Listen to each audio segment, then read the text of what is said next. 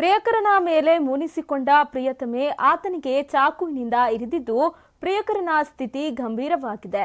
ಹಾಸನದ ಬಿಎಂಎ ರಸ್ತೆಯಲ್ಲಿರುವ ಖಾಸಗಿ ಹೋಟೆಲ್ ಗೇಟ್ನಲ್ಲಿ ತಡರಾತ್ರಿ ಈ ಘಟನೆ ನಡೆದಿದೆ.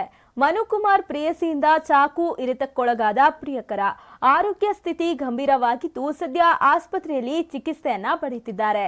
ಹಾಸನ ತಾಲೂಕಿನ ಗುಡಗನಹಳ್ಳಿ ಗ್ರಾಮದ ಮನುಕುಮಾರ್ ಹಾಗೂ ಭವಾನಿ ಜೊತೆಯಲ್ಲಿಯೇ ವಿದ್ಯಾಭ್ಯಾಸ ಮಾಡಿದ್ರು.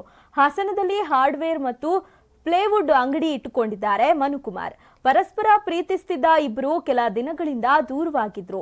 ನಿನ್ನೆ ರಾತ್ರಿ ಹೊಸ ವರ್ಷಾಚರಣೆಗೆ ಸ್ನೇಹಿತರ ಜೊತೆ ಖಾಸಗಿ ಹೋಟೆಲ್ಗೆ ಮನುಕುಮಾರ್ ಬಂದಿದ್ರು. ಈ ವೇಳೆ ಪದೇ ಪದೇ ಮನುಕುಮಾರ್ಗೆ ಫೋನ್ ಮಾಡ್ತಿದ್ದ ಭವಾನಿ ಆತನನ್ನ ಹುಡುಕಿಕೊಂಡು ಹೋಟೆಲ್ ಬಳಿ ಬಂದಿದ್ದಾರೆ. ಅಷ್ಟರಲ್ಲಿ ಮನುಕುಮಾರ್ ಕೂಡ ಗೇಟ್ ಬಳಿ ಬಂದಿದ್ದಾರೆ. ಆಗ ಇಬ್ಬರ ನಡುವೆ ಜಗಳ ಶುರುವಾಗಿದೆ. ಜಗಳ ವಿಕೋಪಕ್ಕೆ ಹೋದಾಗ ಸ್ನೇಹಿತರು ಬಿಡಿಸೋಕೆ ಮುಂದಾಗಿದ್ದಾರೆ.